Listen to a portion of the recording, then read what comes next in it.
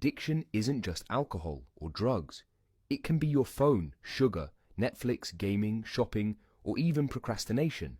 If you've ever told yourself just 5 more minutes and suddenly an hour is gone, or if you've ever promised yourself this is the last time, but found yourself doing it again the next day, you know exactly what addiction feels like. And here's the thing most people don't realize. Addiction doesn't mean you're weak. It doesn't mean you're broken. It just means your brain has learned a pattern, a loop, and it keeps repeating it. The good news? Once you understand that loop, you can break it. And in this video, I'll show you how. Part 1. The brain's trap.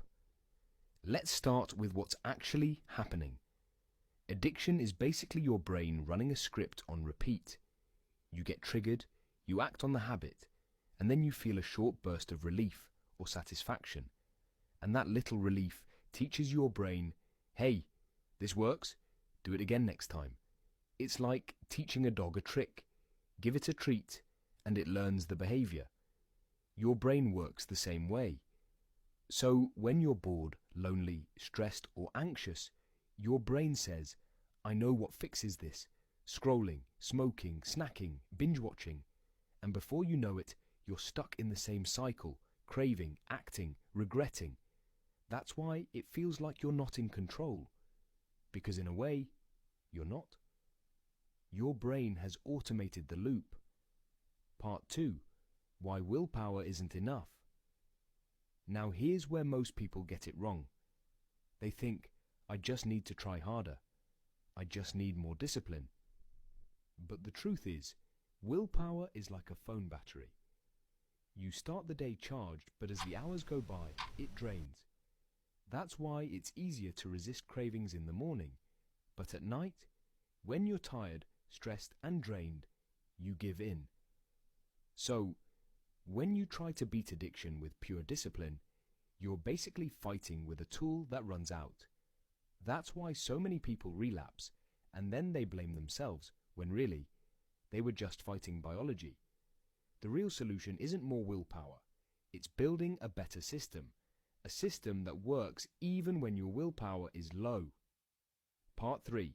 The habit loop. Psychologists call this the habit loop, and it's really simple. Every habit, good or bad, has 3 parts. A trigger, something that sets it off. The action, the habit itself. And the reward, what you feel afterward. For example, you feel stressed. Trigger, you smoke a cigarette. Action, you feel calmer. Reward. Or another example, you feel bored. Trigger, you open Instagram and start scrolling. Action, you feel entertained or distracted. Reward. Now here's the important part. If you try to cut the habit out completely, the loop breaks and your brain freaks out. That's why quitting cold turkey often feels impossible. But there's a smarter way. Don't erase the loop. Replace the loop. So instead of stress, smoke, calm, you shift it to stress, take a walk or do deep breathing, calm. The trigger is the same. The reward is the same. But the middle part, the action, is healthier, and over time your brain rewires itself. The new loop becomes automatic. And once that happens, you're free. Part 4. The power of identity. Now, let's talk about the secret ingredient, identity.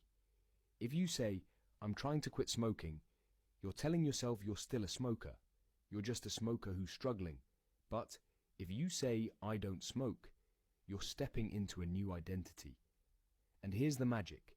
Your brain naturally wants to act in line with who you believe you are. Think about it.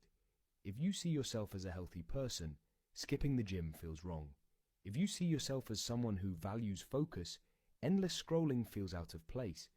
So instead of just focusing on what you want to stop, start focusing on who you want to be. Don't just quit smoking.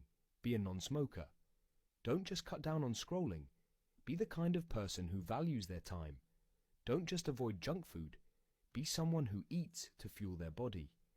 That identity shift is where real, lasting change happens. Part 5. practical steps you can take today. Okay, so how do you actually put this into practice? Let me give you 3 simple steps. Step 1. Make relapse harder. Don't rely on willpower. Change your environment. Delete the app that wastes your time.